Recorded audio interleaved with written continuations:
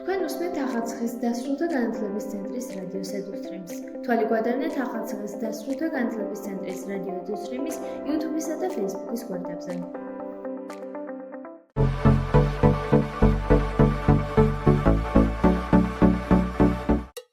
ის რაც დღეს მიუღწეველი გონია, ხოლ შეიძლება შენი წარმატების საწინდარი გახდეს. რუბრიკაში იდეიდან საქმემდე ვსაუბრობთ ადამიანებზე, რომლებმაც მათი იდეა რეალურ საქმედ აქციეს.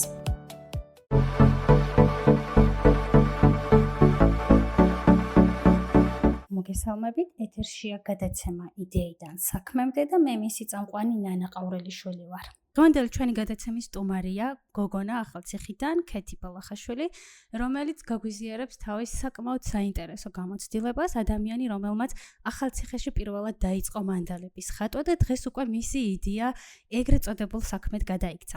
მოგესალმებით, ქეთი და მადლობა რომ ხართ ჩვენი გადაცემის სტუმარი. მოგესალმებით, მეც მადლობა მინდა გადაგიხადოთ, რომ მომიწვიათ გადაცემაში და მომეცა შესაძლებლობა ჩემი გამოცდილების გაზიარებისთვის. პირველად როდის აღმოაჩინეთ თქვენი თავი ამ მანდალების სფეროში და ძირითადად რა იყო მთავარი мотиваცია, ბიძგი, რამაც ასე ვთქვათ, თქვენი იდეა შემოქმედობით საქმიანობად აქცია? პირველად მანდალებით დავინტერესდი და პირველად ვნახე მანდალა ალბათ 2019 წელს. ერთ ჩემს მეგობარს ჰქონდა ფურცელზე დახატული ფანქრებით და რომ დავინახე ძალიან მომეწონა და მეგონა რომ ძალიან რთული დასახატი იყო. მე YouTube-ზე შემოხვდა რაღაც ონლაინ YouTube-ის გაკვეთილები და თავიდან მეგონა ძალიან რთული და გავიფიქრე რომ ამას ვერასდროს ვერ გავაკეთებ თქო და რაღაცა თავის გამოწვევა მინდოდა ამ საქმეში და დავიწყე რაღაც ნაბიჯ კალმით მანდალის დახატვა.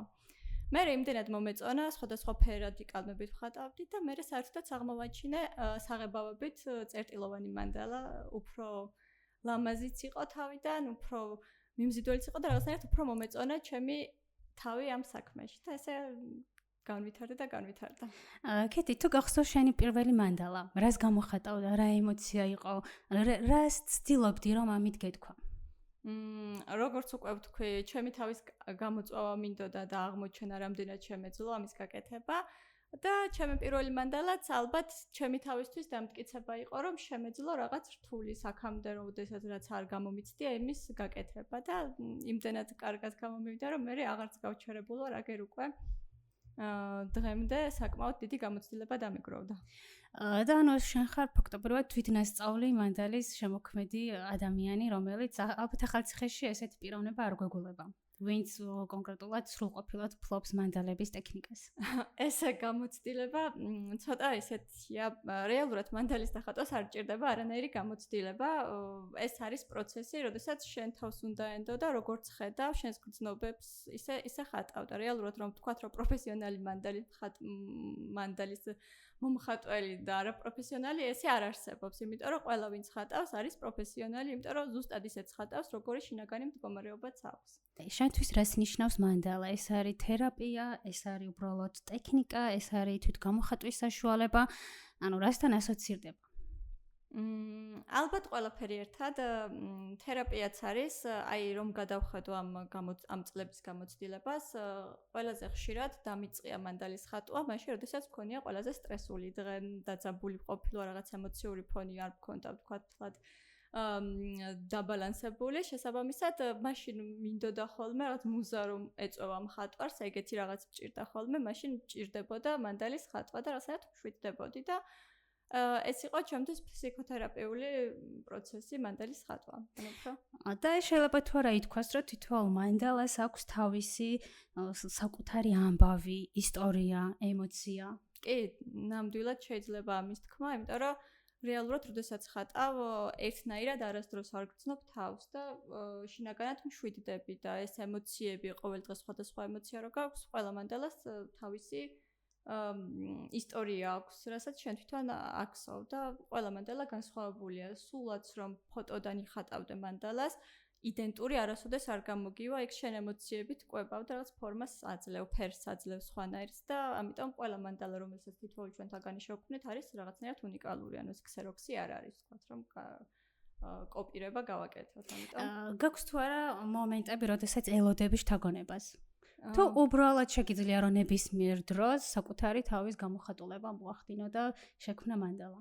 ნებისმიერ დროს არ შემიძლია, ველოდები ხოლმე, ეხლაც არ შემიძლია, რომ ვთქვათ, ყოველ დღე ვხატო მანდალა, რაღაც თავისი მომენტი ჭირდება, რაღაც მუზა, როდესაც მოგდის სურვილი, როცა გაქვს, ესეც ჩემ თავს თუ უყვირდები, ეს მე როგორც გრძნობ თავს, ორგანიზმი უკვე ისე მთხოვს ამ მანდალის დახატვას და შესაბამისად ნებისმიერ დროს რაღაც მუზა უნდა მოგივიდეს ამ ხატვის, რომ დაჭიდე და დახატო. შენ ახსენე, რომ მანდალას თავისებურად ვიწყებ იმ დროს, როდესაც თქვა ემოციურად არ ვარ ბალანსირებული და ასე შემდგომ. ანუ არის თუ არა ეს შენთვის ერთგვარი საშუალებაა, რომ ის ნეგატიური ემოციები რაც გაქვს, შინაგანად დაგილაგოს და ფაქტიურად საკუთარ თავში ბალანსი გაპონინოს. კი, ეს ზუსტად ეს მომენტი მაქვს, თან რეალურად მედიტაცია, იოგას, როდესაც ვაკეთებთ, კონცეფცია ის არის, რომ სწორედაც იმ დროს აქ და ახლა ხარ და ეს არის მთელი ძირითადი აზრი ამ ყველაფრის, რომ წყვეტ წარსულზე ფიქრს და მომავალზე და უბრალოდ იმ აწმყოთი იღებს სიამოვნებას და მანდალის ხატვასაც ეს ფუნქცია აქვს რეალურად. შენ კონცენტრირებული ხარ იმ საქმეზე, რასაც აკეთებ, ანუ იმ მანდალის შექმნაზე და შესაბამისად ეს უკვე შინაგანად გაწონასწორებს რაღაც სიმშვიდებსაც გგვრის, ანუ ყველანაირ ფიქრსგან წყვეტ და უბრალოდ პროცესისგან იღებს სიამოვნებას. მე როგორც ვიცი, გაქვს შენი სოციალური გვერდი, უშუალოდ მანდალებისთვის შექმნილი და საკმაოდ საინტერესო ნამუშევრები გვხდება. ამ ეტაპზე როგორ მიმდინარეობს შენი საქმიანობა, ძირითადად რაზე ახდენ მანდალების გადმოტანას და რამდენად პოპულარულია ის ამ ეტაპზე ჩვენს რეგიონში? კი, მაქვს ჩემი სოციალური გვერდი, Facebook გვერდი, არ ვიცი უნდა ვთქვა თუ არა სახელი. და იქ ვტვირთავ ხოლმე მთელი ამ 2019 წლიდან რა მანდალებიც დამიგროვდა, ესე რომ ვთქვათ, გადავწყვეტე რომ ამეტვირთვა სოციალურ ქსელში, რომ ვინც ინტერესდებოდა, იმათ ქონდათ შესაძლებლობა რომ ენახათ. თან ეს უკავშირით ჩემთვის ძალიან მომოტივირებელი იყო, რომ მინდოდა უფრო მეტი და მეტი გამეზიარებინა დაინტერესებული ადამიანებისთვის. ინტერესი საკმაოდ დიდია, ახალციხის ფარგლე მასშტაბითაც კი, იმიტომ რომ ყოველდღიურად, როდესაც ახალი ნამუშევარს ვტვირთავ ხოლმე, წერენ მასტერკლასი, როგორ გვაქვს კურსები ხო არ გაქვს, მეც დამიხატე და რაღაც ესეც რაღაცები ძალიან ხშირად არის ხოლმე, ინტერესიც დიდია, როგორც მსურველების რომ ისწავლონ როგორ იხატება, ასევე ეს მოხატული ლამაზი ბლოკნოტებზე ვხატავ ხოლმე, რაღაცნაირად ხშირად არის ხოლმე, რომ მოვყიდე, გვაჩუქე და ეს რაღაცები ან ძალიან აინტერესებთ ეს. ხო, მე მინახავს მაგალითად შენ სოციალურ ქსელში სარკე როგორ გაქვს მოხატული მანდალი და საკმაოდ შთამაგონებელია და საოცარი სანახავია და ვინც დაინტერესდება, ალბათ ეწევა შენ სოციალურ ქსელს და შესაბამისად შეძლებს რომ ნამუშევრები ნახოს და შენ ახსენე რომ საკმაოდ დიდი ინტერესია გწერენ და კითხულობენ ატარებ თუ რაიმე ასე ვთქვათ შემსწავლელ კურსებს ან ვორქშოპებს და როგორც ვიცი ახალციხის დასრულთა განათლების ცენტრში უკვე გქონდა რამდენიმე ვორქშოპი ამასთან დაკავშირებით რომ შენი შთაბეჭდილებები გაგვიზიარო, რამდენად კმაყოფილები არიან ის ვინც ესწრება ამ ვორქშოპებს და რამდენად არის ერთგვარი თერაპია მოსახლეობისთვის. კმაყოფილები არიან თუ არა, ალბათ თვითონ დამსწრებს უნდა ვკითხოთ, თუმცა აგერ უკვე მეხუთე მასტერკლასი ვორქშოპი გავაკეთე დასრულთა განათლების ცენტრში და თუ დამსწრეთა რაოდენობით ვიმსჯერებთ, ძალიან აინტერესებთ. არიან ახალი მონაწილეებიც, რომლებიც იგებენ ამ მანდალების ხატვის ვორქშოპის შესახებ და გვერდდებიან, თუმცა მე ის მახარებს, რომ არიან ხშირად ისეთი ადამიანები, რომლებიც თითქმის ყველა ვორქშოპს არიან დასწრებული. და ძალიან მოწონთ, თითქმის არ არის ესეთი თერაპიული და ხელოვნების მიმართულებით აქტივობები არ ტარდება ხოლმე და რეალურად გვაკლია ქალაქში ესეთი მსგავსი შემოქმედებითი აქტივობები.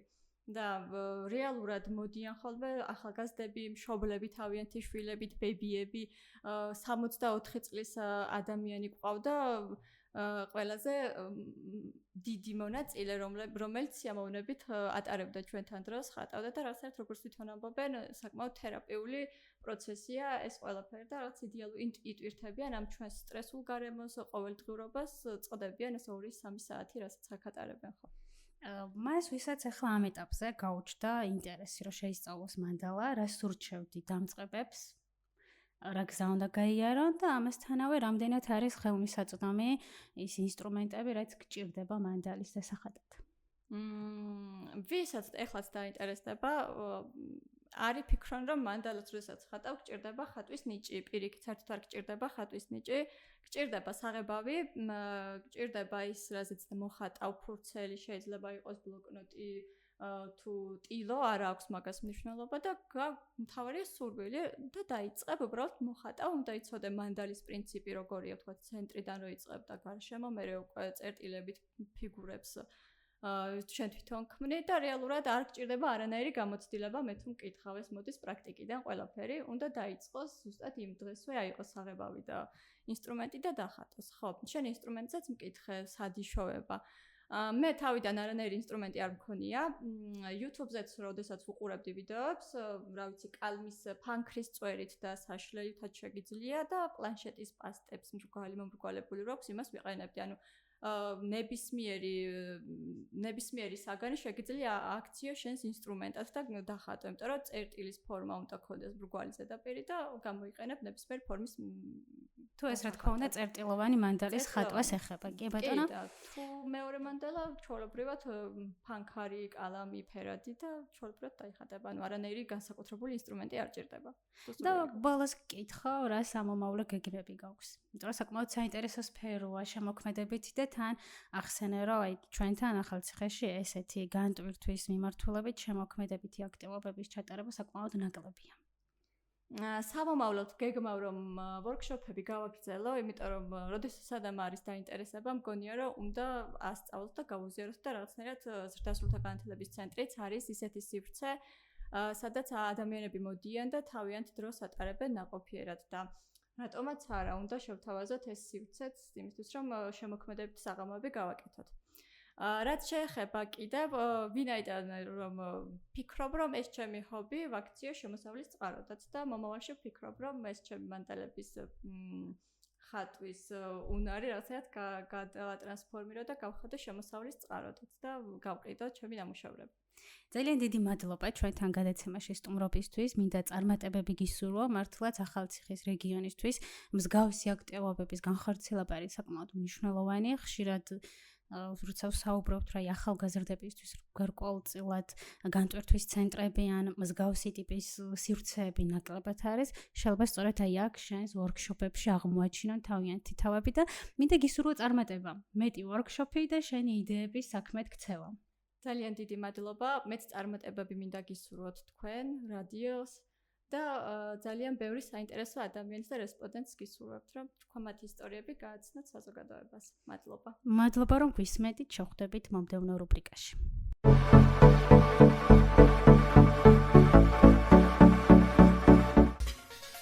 გადაცემა მომზადებულია ახალციხის ზრდასრულთა განათლების ცენტრის მიერ პროექტის რადიოს ძალის ფარგლებში. რადიო ფუნქციონირებს გერმანიის საგარეო საქმეთა სამინისტროსა და ლიბიის საერთაშორისო მხარდაჭერით. თვალე გვადევნებთ ახალციხის ზრდასრულთა განათლების ცენტრის რადიო ილუსტრიმის YouTube-სა და Facebook-ის გვერდებზე.